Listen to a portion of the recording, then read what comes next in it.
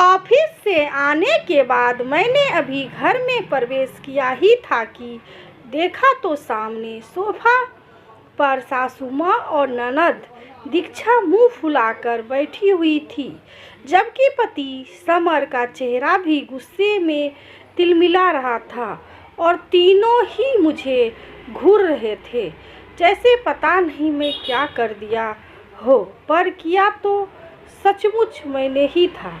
मुझे मन ही मन समझ में आ गया कि आखिर आग कहाँ लग ही गई, जो कि मैं सचमुच लगाना चाहती थी, लेकिन इतनी जल्दी आग लगेगी इसका अंदाज़ा मुझे नहीं था।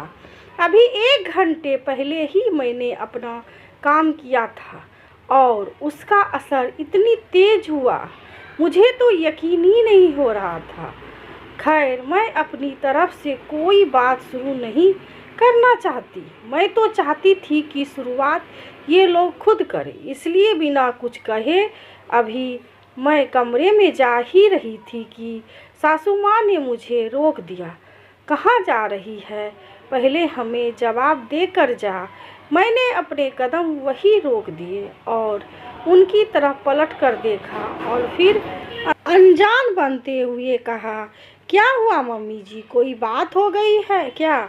आज आप बड़ी गुस्से में लग रही हो। मेरी बात सुनकर सासू माँ और ज़्यादा चिढ़ गई और फिर गुस्से में बोली, आहा, देखो तो इसे कैसे अनजान बन रही है, जैसे कुछ हुआ ही ना हो। सारी दुनिया में हमारी बुराई करती फिर रही है और कह रही है कि आखिर क्या हुआ। सारी दुनिया भर में ढिंढोरा पीटते फिर रही है कि हम इसकी कमाई खाते हैं, हमारा घर का खर्चा ही इसके पैसों से चलता है। सारी दुनिया में हमारी जग हंसाई करती फिर रही है। उनकी बातें सुनकर मैंने हैरान होते हुए कहा, पर मम्मी जी, मैंने तो किसी से कुछ भी नहीं कहा। भला आपको किसने क्या कह दिया? अच्छा भाभी, आपने अभी 1 घंटे पहले बुआ जी से फ़ोन करके नहीं कहा कि इस घर की ईएमआई आपकी सैलरी से जाती है? यहाँ तक कि कई बार मम्मी की दवाई भी आपके पैसों से आती है। घर के खर्च में आप भी अपनी सैलरी से हिस्सा देती हो। ननद दीक्षा ने तमतमाते हुए कहा। इससे पहले कि मैं ननद को जवाब देती, तभी पति समर भी बीच में टपक कर बोले, अरे, मैं भी कमाता हूँ, इस घर में बराबर पैसा खर्च करता हूँ, लेकिन एहसान नहीं जताता हूँ कि मैं इतना कुछ किया है। सच ही कहा है किसी ने, एक आदमी अपनी पूरी कमाई घर में लगा दे तो यह उसकी जिम्मेदारी है और वह इसका ढिंढोरा भी नहीं पीटता, लेकिन एक बहू अगर थोड़े से भी पैसे खर्च कर दे तो एहसान हो जाता है और फिर वे सबको बताती फिरती है। समर की बात सुनकर मैंने कहा, पर मैंने तो बुआ जी से सिर्फ इतना ही कहा कि मेरी सैलरी का कुछ हिस्सा मैं घर में खर्च करती हूँ, तो इसमें गलत क्या है? अब करती हूँ तो करती हूँ, झूठ कुछ भी नहीं बोला था मैंने।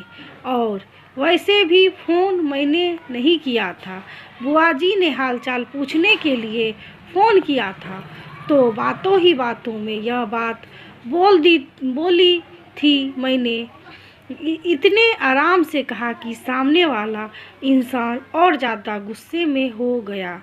अच्छा, यह गलत नहीं है।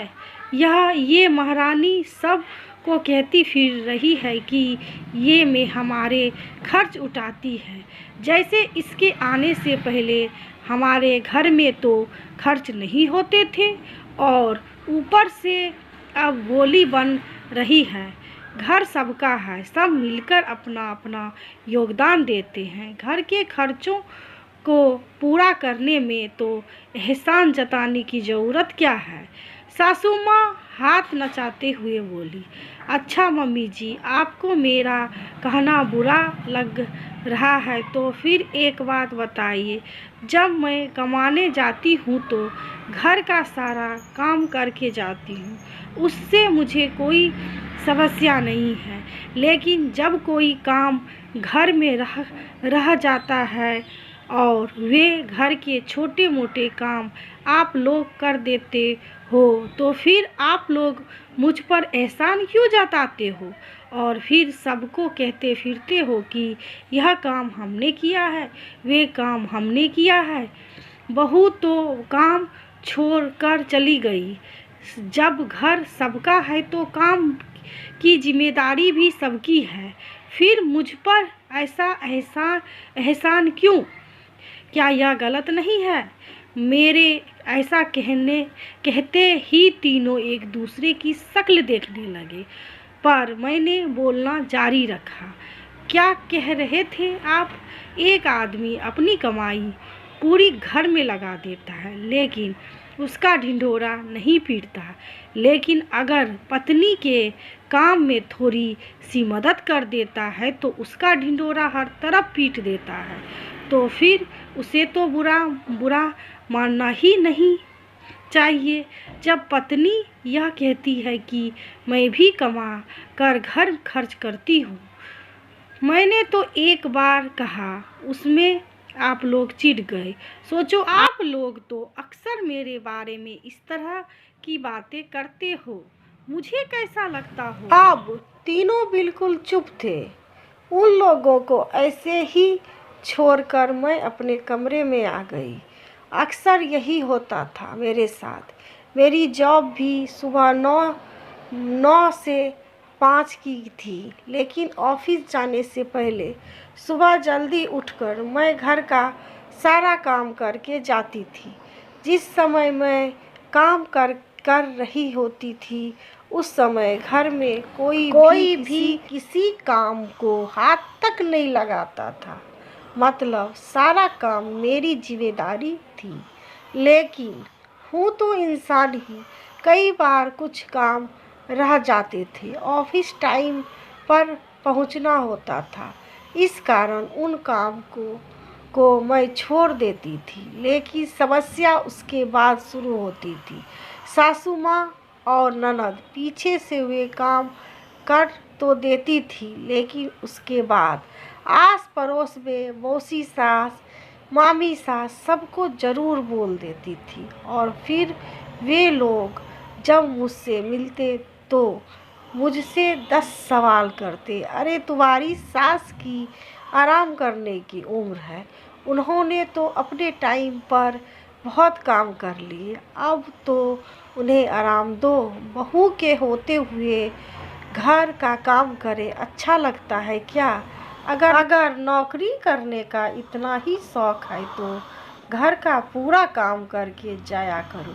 आखिर वे काम भी तुम्हारी पहली जिम्मेदारी है। सुनकर बुरा तो लगता है, लेकिन क्या ही करती, यह लोग तो बेचारे बन जाते थे और मैं अत्याचारी। जब इस बारे में समर से बात करती तो समर उल्टा मुझे ही डांट देते। इतना ही बुरा लगता है तो घर के काम करके जाया करो, क्यों काम छोड़ कर जाती हो? सासू माँ कहती तो वे और चिढ़ जाती, अब तुम काम छोड़ जाती हो तो मुझे तो करना ही पड़ता है, जो सच है वही तो कह रही हूँ। अगर लोगों के सामने इतना शर्मिंदगी है तो लगती है तो सुबह जल्दी उठकर काम कर लिया करो।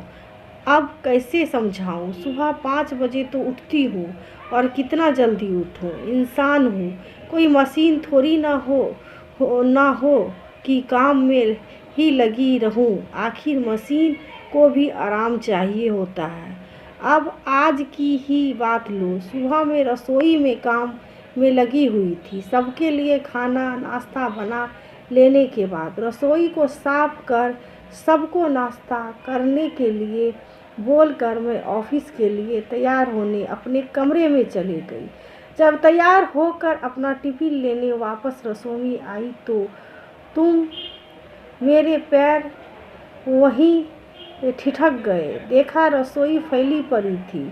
मुझे ऐसे खड़ी देखकर सासू माँ ने कहा, हमें पोहे नहीं खाना। आज मेरी और दीक्षा की उपमा खाने की इच्छा हो रही थी, तो सोचा अच्छे से सब्जियां डालकर उपमा ही बना लूं। अरे उपमा बनाना था तो शौक से बनाती, पर पहले पोहे क्यों बनवाए। अब बनवाए है जो बनवाए, लेकिन कम से कम रसोई तो साफ कर देती। मैंने मन ही मन सोचा, पर मेरा टाइम हो चुका था, तो रसोई को ऐसे छोड़कर मैं अपना टिफिन लेकर ऑफिस के लिए रवाना हो गई। मुझे पता था कि इस बारे में भी बातें ज़रूर होगी, और मेरा अंदाज़ा बिल्कुल सही निकला। जब कुछ देर पहले बुआ सास का फ़ोन आया, मेरे फ़ोन उठाते ही उन्होंने कहा, अरे बहू कैसी हो तुम, तुम्हारी तबीयत तो ठीक है? हाँ बुआ जी, मेरी तबीयत तो बिल्कुल ठीक है। आप ऐसे क्यों पूछ रही हैं? मैंने उल्टा उनसे ही सवाल किया। वे दरअसल मैंने आज फ़ोन लगाया था, तब भाभी कह रही थी कि तुम आज भी अपना घर का काम छोड़कर आ गई थी और तुम्हारी मम्मी जी अकेली काम कर रही थी, तो मुझे लगा तुम्हारी तबीयत तो ख़राब नहीं, इसलिए तुम्हारा हाल चाल पूछने के लिए फ़ोन लगाया था। सुनकर मुझे बुरा लगा, सोचा कि क्या जवाब दूं, पर यह तो हमेशा का ही था। तभी बुआ जी ने कहा, देखो बहू, तुम कमा रही हो, पैसा सेव कर रही हो, अच्छी बात है, लेकिन कम से कम उनकी उम्र का भी तो ख्याल रखो। आखिर लोग बहू लाते हैं किस लिए? कि बुढ़ापे में उनका सहारा हो जाए। सचमुच ऐसा लगा कि वाकई में मैं तो बहुत ही बड़ी अत्याचारी हूँ। सारा काम करने के बावजूद अगर सिर्फ रसोई साफ नहीं की तो उसे साफ कर वे बेचारी बन गई। पता नहीं आज मुझे क्या हुआ, हर बार परिवार की इज्जत का सोचकर चुप रह जाती थी, लेकिन यह लोग तो मेरे सिर पर ही चढ़कर नाचने लगे थे।